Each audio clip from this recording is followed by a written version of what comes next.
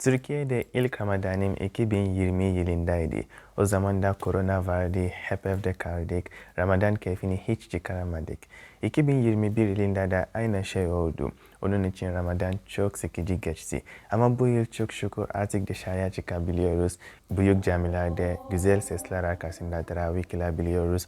Arkadaşlarımızla da lokantalarda iftar açabiliyoruz. Ama tek yapmadığım bir şey var. Bir Türk aile ile iftar açmak. Ve bugün arkadaşım Carlos'la beraber benim tanıdığım çok iyi bir Türk aileye gidip birlikte yemek hazırlayacağız ve orucumuz açacağız. Hadi gidelim.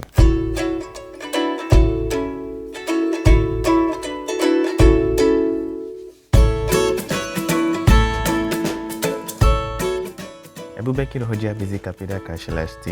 İşte Türkiye'de selamlaşma böyle yapılıyor. Önce salonda oturduk ve güzel sohbet ettik. Sonra da hangi yemek yapacağımızı anlattık.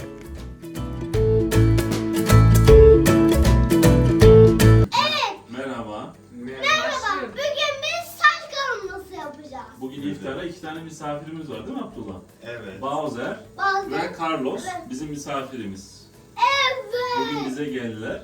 Biz onlarla birlikte saç kavurması yapacağız. İnternette yayınlayacaklar. Sonra da kızlar diyecek ki wow, ev yemek yapabilen erkekler bayılırım diyecek. Ben emin olamadım ya. Neyse, bu dört adamlar iftara salata, pilav, ayran ve saç kavurması hazırlayacak. Benim için çok güzel bir deneyim olacak ve yapmayı öğrendiğim ilk Türk yemeği olacak. Salata ile başlıyoruz, hadi.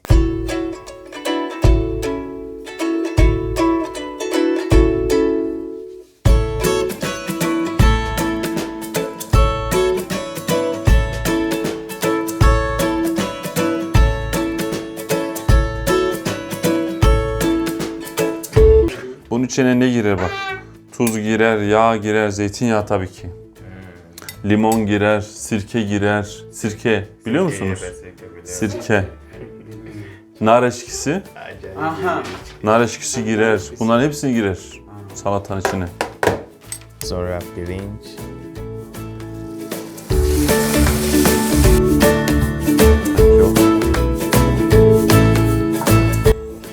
Şimdi o yağ eridikten sonra şu şehriye, biz hep pilavlarımızı şehriyeli yaparız. Pirincin içinde böyle sarı kahverengi şey görürsünüz ya, o şehriye.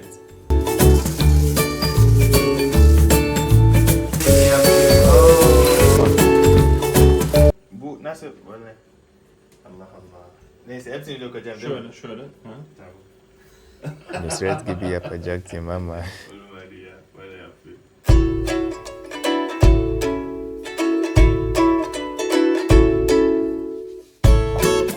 Buhar var ya, o buharı alması için şöyle bir bez örtüyoruz. Sonra kapağını kapatıyoruz. Sonra dinlenmeye bırakıyoruz. Bunu alacağım değil mi hocam? Evet. Bu da. O yağ, o da et. Onu da çıkar. Bu da. Vay. Şimdi bu et özel bir et. Bu et antrikot. Antrikot. Evet, hayvanın en yumuşak etinin olduğu yer. Bak, şurası antrikot. Şurası kontrfile. Şuralar da bonfile. Bonfile.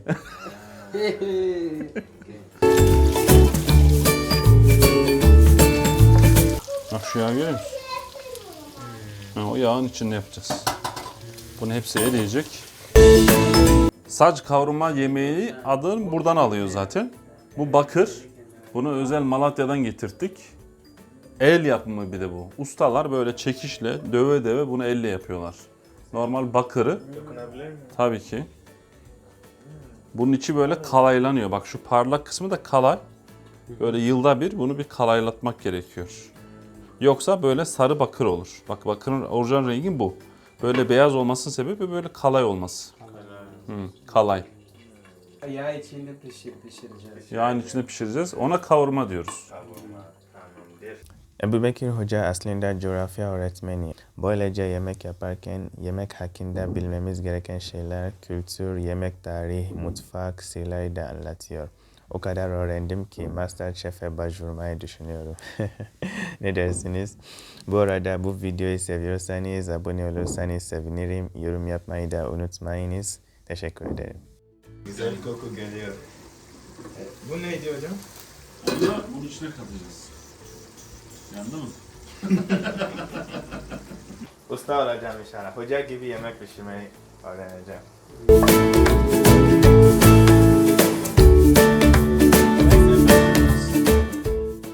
Saç kavurması hazır. Ramazan pidesi sadece Ramazan ayında çıkıyor ve birazdan onu almaya gideceğiz. Önce ayran yaptık, iftara kadar soğuk olacak. Kapağını kapatacağız. Sonra çalkalayacağız. Nasıl? Yeter mi bize? Carlos. Ben de çok ayran içerim.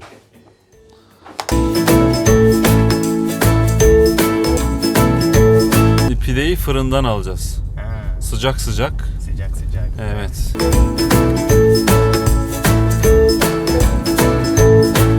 Şimdi sıradayız.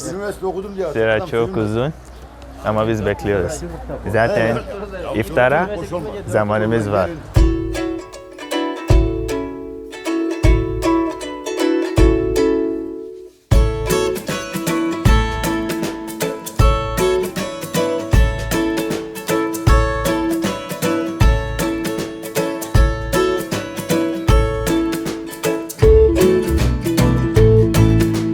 Kaç yıldır ya da aydır çalışıyorsunuz orada? 6 yıl. 6 yıl. Maşallah. Amca siz? 45 sene. Wow, maşallah.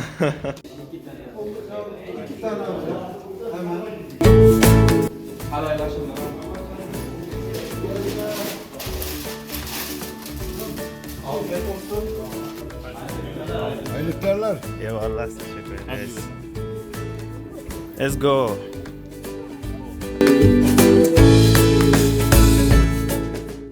Evet, iftar zamanı oldu. Orucumuzu açtık, sonra sofrayı kurduk. Turşu, komposto, salata, biber, Ramazan pidesi, pilav, sos, saç kavurması ve su hepsi soframızda bulunuyor. Yağ görüyor musunuz? Bak bu yağ böyle çabuk doluyor. Çabuk soğuyor. Bunu ısıtalım bir daha. O yüzden bu yemek Hızlı yiyecek. sıcak yenecek. Yemeği bitirince dua ettik.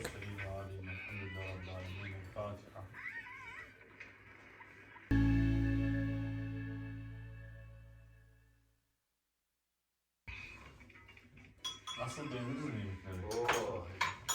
Elinize sağlık hepiniz. Yemekten sonra güllaç geldi. Bu tatlı sadece Ramazan ayında çıkıyormuş. Bunu çok sevdim ya. Ramazan dışında da çıksa ne güzel olur. Tekrar teşekkür ederim. Biz teşekkür ederiz. Geldiğiniz için. Tekrar Teşekkür ederim. tanıştığıma çok memnun oldum. Biz böyle şeyleri çok severiz. Böyle farklı kültürlerden insanlarla tanışmayı, görüşmeyi bir renklilik, bir çeşitlilik olarak kabul ediyoruz. Ebu Bekir Hoca ve ailesine ne kadar teşekkür etsek yetmez. Bu güzel akşamda gerçekten çok keyifli geçti. Yemek hakkında öğrendik, kültür farklılıkları paylaştık, şarkı söyledik ve birbirimizin kültürünü de daha iyi anladık. Abdullah'la daha güzel oldu. Ne kadar tatlı bir çocuk ya, maşallah. Ben ve Carlos için yeni bir deneyim oldu. Asla bugün hiç unutmayız. Ebu Bekir Hoca ve ailesine çok teşekkür ediyoruz. Allah razı olsun. Videomuzun sonuna geldik arkadaşlar. İzlediğiniz çok teşekkür ederiz. Abone olun. Sonraki videoda görüşmek dileğiyle.